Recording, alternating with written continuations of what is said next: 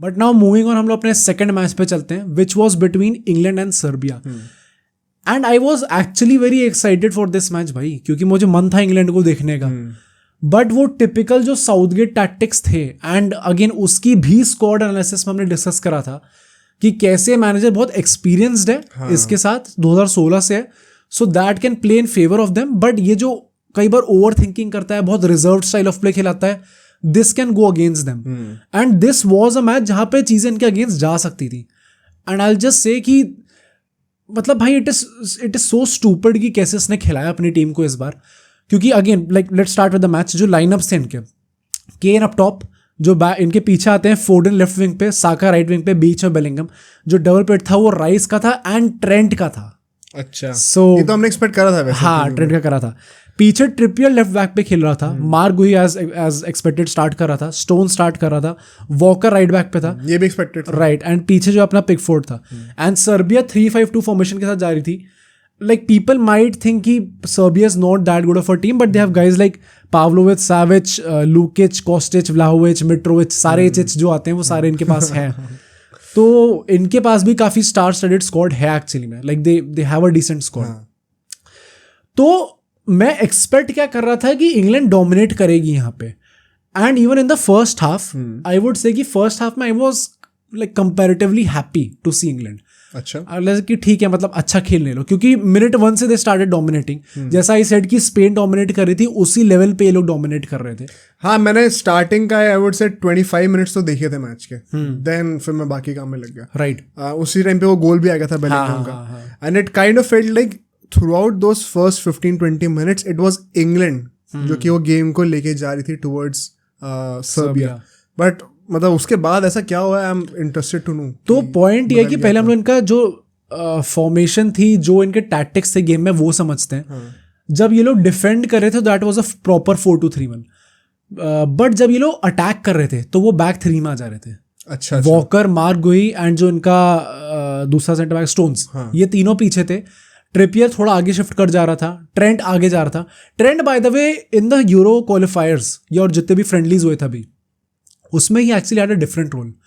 वो प्रॉपर वो number 8 function कर रहा था. अच्छा.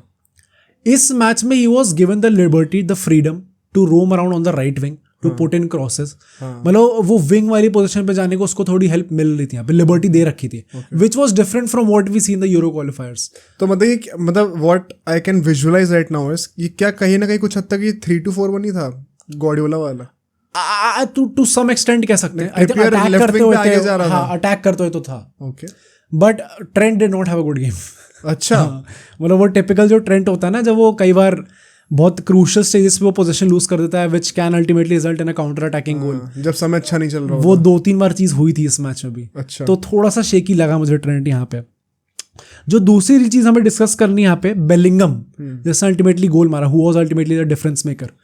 प्रॉपर फ्री रोल, मतलब he can roam anywhere, left wing, right wing, बीच में सेकंड स्ट्राइकर वाली पोजीशन पे स्टार्टिंग में आ रहा था. कई बार नंबर 8 ड्रॉप कर रहा है, कई बार नंबर 6 ड्रॉप कर जा रहा है. ऑन पेपर क्या पोजीशन थी? कैम. डू यू थिंक ये कहीं ना कहीं इसके रियल मैड्रिड की प्रोग्रेस देखने के बाद इसका रोल डिफाइन करा गया? हो सकता है. गोल तो तुमने देखा था, that goal was such a great goal भाई. कहाँ से बना के आया था? पीछे से उसने बॉल डाली थी पहले साका को. Right. Saka had a good game. Saka ने, आई थिंक यहाँ पे Foden will be the guy जो कि बहुत मेन क्रिटिसिज्म में होगा, एंड हैरी केन भी. साका ने तो अपने विंग पे काम करा, उसने क्रॉस भी डाला था जिसमें बेलिंगम ने गोल मारा. But that goal early on उसने पहले बॉल डाली, that third man run inside the box, इतना वो लीथल रन थी और इतना तगड़ा हेडर मारा उसने. Again that is just one part of his many abilities that he can offer, जो कि मेरे हिसाब से तो मेनली मैड्रिड में निखर के आई है. हाँ, एकदम से आई है. तो भाई आई थिंक वो मूड लिफ्टर था सारे फैंस के लिए इन जनरल, क्योंकि क्वालिटी गोल देखने को मिल गया. And it came it so early कि मुझे ऐसा लगा था अब तो भरमार लगने वाली गोल. मुझे भी लगा था. आई थिंक 2-3 गोल तो और देखने को मिलेंगे. एंड यू वंडर, अभी ना इंग्लैंड वाले मैच से पहले ये रील्स आने लग गई थी, मीम्स आने लग गए थे कि यूरो में इस टाइम पे हर मैच में 2-3 गोल तो पड़ ही रहे हैं. एंड फिर वो साउथगेट दिखाते हैं, मीनवाइल साउथगेट फिर वो ऐसे देख रहा होता है. वो भाई उसने सच कर दिया एक्चुअली में चीज़. बट अगर मैं फर्स्ट हाफ की समरी दूं, 70% पोजेशन, बट प्रॉब्लम कहाँ लाई करती है. 3 शॉट लिए थे, 1 शॉट ऑन टारगेट था विच वॉज द गोल. इतना ही था. सर्बिया ने 2 शॉट लिए थे, 0 ऑन टारगेट था. जो वीकनेस थी आई थिंक इंग्लैंड की, वो ये थी कि ऑफ द बॉल ये लोग कैसे ऑपरेट कर रहे थे. अच्छा. जब भी सर्बिया के पास बॉल आ रही थी इन the first half, which was quite a few times, जब आ रही थी उनके पास तो इट्स नॉट लाइक कि ये लोग प्रेशर डाल रहे थे उस पर. जैसे मैंने स्पेन की बात करी ना, जैसी बॉल लूज करी इन लोगों ने तुरंत रीगेन करा और तुरंत अटैक करने गए. इन लोगों ने उतना प्रेशर डाला ही नहीं. क्या कुछ हद तक ये लोग हल्के में ले रहे थे गेम को? आई डोंट थिंक हल्के में ले रहे थे. I think these were clear tactics from Southgate. And जो भी इन लोगों ने परफॉर्मेंस दी है, मैं किसी प्लेयर को ब्लेम नहीं करूंगा. आई थिंक प्रॉपर ये जो Southgate is to blame here. क्योंकि इवन सेकंड हाफ में, मतलब फर्स्ट हाफ में हमने देखते गए कि धीरे धीरे गेम जैसा प्रोग्रेस करा वैसा स्टाइल ऑफ प्ले दिखने लग गया बोरिंग. बट सेकंड हाफ में जो स्विच ऑफ हुए लोग, दैट वाज क्रेजी भाई. मतलब एकदम से इतना कैसे चेंज हो सकते हो आप लोग. तो पहली वीकनेस ये थी इनकी कि ऑफ द बॉल कैसे ऑपरेट करते. शो मतलब थोड़ा हरी दिखाओ भाई. इतने यंग प्लेयर्स, ऐसा भी नहीं आपके पास ओल्ड प्लेयर्स हैं, टॉप क्लास यंग प्लेयर्स हैं आपके पास. Guys like Rice, Trent Alexander Arnold, Bellingham, आगे साका, फोडन, सारे भरे पड़े हैं. उनके साथ अगर आप अर्जेंसी नहीं दिखाओगे तो किन के साथ दिखाओगे. सेकंड, एज ए सेड की ट्रेंट जो है वो उतना अच्छा नहीं लग रहा था. Trent is probably the best passer in this team. हाँ, बट उसके बाद भी जिस तरीके से वो कई बार डिफेंसिवली लैक करता, आई think that is a problem. Third, I said की तीन शॉट. चीज मैं बोलना चाहता हूँ, क्योंकि he is in a double pivot alongside a proper midfielder. Do you really think it is expected out of him कि वही वो डिफेंसिव ड्यूटीज भी लगा कर देगा? What is the point of having him in the double pivot अगर अभी भी उसको वो डिफेंसिव ड्यूटीज फुलफिल करनी पड़ रही हैं, जो कि वो राइट बैक पे भी कर रहा था? भाई I think I think right back वाली तो नहीं करनी पड़ी ना, वॉकर है वहां पे कवर करने के लिए. आई थिंक नहीं, मतलब एज अ राइट बैक अगर खेलेगा तो आपकी एक नेचुरल रिस्पॉन्सिबिलिटी होती है कि आप आगे तो चलो, जो जा रहे हो लेकिन पीछे भी आना चाहिए. अब डबल पिवट में एज द सेकंड मिडफील्डर अगर वो खेल रहा है तो उसका वो पॉइंट ही हुई है कि वो बॉक्स टू बॉक्स एक फ्री रोम में होगा. अभी तुमने कहा कि राइट विंग पे भी जा रहा है, तो is it really fair to expect कि अब वो डिफेंसिवली भी उतना ही सॉलिड होना चाहिए? आई थिंक उतना सॉलिड मत हो, बट इवन बेलिंगम पीछे आ रहा था. He scored the goal and he had the liberty to go everywhere. ठीक है. उसके बाद भी he is putting in defensive shift. Trend का मुझे ये प्रॉब्लम नहीं है कि आप कितना ज्यादा डिफेंसिवली वर्क रेट दे रहे हो, बट जितना दे रहे हो उतना एफिशिएंट तो हो. मतलब अगर आप ऐसे क्रूशल स्टेजेस पे आपने पास दे दिया. सेकंड हाफ में 2-3 बार ये चीज हुई थी जब उसने बॉल लूज करी एंड काउंटर पे ऑलमोस्ट गोल होते होते बच गया. अच्छा. और जब एक ही गोल की लीड है and you are playing that reserve, तो एक भी गोल आ गया ना अगर, तो वो तो गेम उनके लिए तो ड्रॉ काफी है भाई. इंग्लैंड के ड्रॉ निकाल लिया और क्या चाहिए. तो I don't have a problem कि कितना वर्क रेट प्रोवाइड कर रहा है, बट जितना प्रोवाइड कर रहा है he has to be efficient with it. मतलब he clearly has to do much more. हाँ, बेटर, मतलब थोड़ा शार्प हो भाई, अलर्ट रहो. थर्ड, आई विल से कि their failure of creating multiple chances with all this possession. इतना possession दिया. अगेन मैं स्पेन से ड्रॉ करूंगा यहाँ पे पैरेलल. स्पेन के पास भी बहुत पोजेशन था, but they continued creating chances one after another. ठीक है. इंग्लैंड के साथ वैसा नहीं था. एंड सिर्फ 3 ही शॉट आए हैं 70% पोजीशन के बाद. एक ही shot on target which was the goal, which was in the 12-13 minute. उसके बाद आपका कुछ आया ही नहीं. I think that is a concern. Was the xG also quite low? XG भी ऐसी थी 0.3 समथिंग की थी, ऐसा कुछ बहुत ज्यादा नहीं. तो क्या मतलब वर्टिकल पासिंग की कमी थी, बहुत ज्यादा साइडवेज पासिंग चल रही थी क्या? आई थिंक बहुत स्लो थी इंग्लैंड. अच्छा, ये प्रॉब्लम थी इंग्लैंड के साथ. एंड आई थिंक इसमें भी अगेन मैं ये नहीं कहूंगा कि प्लेयर्स की गलती है, क्योंकि भाई कुछ तो मैनेजर के टैक्टिक्स हैं ऐसे. Because it genuinely does not make sense. Just जो नाम है और जो उनकी एज है, डज नॉट मेक सेंस कि आप एक स्लो टीम देख रहे हैं. एंड 2 और प्लेयर्स की यहाँ पे बात करूंगा. फर्स्ट इज हैरी केन, जिसने प्रॉपर घोस्ट करा है. अच्छा. मतलब उसके फर्स्ट हाफ के अंदर 2 टचेस थे. हाँ. और पहला टच वो था जो किक ऑफ था. हाँ. पूरे हाफ में 2 टचेस. राइट. मतलब एक ही टच किक ऑफ. राइट. भाई साहब बहुत ही गंदा घोस्ट करा. And second was फोर्डन. बिल्कुल भी इफेक्टिव नहीं था भाई फोर्डन. एंड मैं पूरे टाइम यही सोचा था, क्योंकि सेकंड हाफ में भी ही वाज नॉट सबड ऑफ. मेरे दिमाग में बस यही था कि इंग्लैंड की स्क्वाड एनालिसिस में हमने ये चीज कही थी कि मे बी अगर आप राशफोर्ड या ग्रिलिश में से कोई ऑफ, मतलब बस एक बेंच पे एक रख लो आदमी कि कुछ ना हो तो कुछ एक कंटिजेंसी हो. हाँ, कुछ चेंज लेके आ सकता है बंदा. तो एक proper winger could have made a difference left wing पे, क्योंकि we all know Foden is not a winger. तो वॉकर ने खुद ही बोल दिया क्या कि ग्रिलिश खुद ही जानता होगा कि वो क्यों सिलेक्ट नहीं हुआ है. अच्छा, वो मैंने देखा नहीं हो. नहीं कि मतलब of course is a great player, but अगर तुम मुझसे पूछोगे ग्रिलिश से तो खुद ही कहेगा कि he could have had a much better season. So जो लोग भी आए वो मेरिट के बेसिस पे हैं. नहीं, ये चीज तो हमने डिस्कस करी भी है. हाँ. कि कैसे इस बार जो स्क्वाड है that is a very bold squad, bold choices. Although बहुत हेट मिला है वॉकर को इस स्टेटमेंट के लिए. भाई ये सिटी का थोड़ा अजीब है भाई, ये लोग अपने टीममेट्स पे ही कहा इतना बोल देते हैं। इवन वो अपना जब हालैंड को बैलेंड डोर मिलने वाला था सब लोग मैसी कर रहे थे। भाई अपने टीममेट्स तो एटलीस्ट सपोर्ट करो भाई। तो थोड़ा सा अजीब तो है, ऐसे शॉट्स नहीं लेने चाहिए अपने प्लेयर्स पे। बट आई थिंक ये सेकेंड हाफ में जब हम लोग आते हैं तो थिंग्स गॉट इवन वर्स।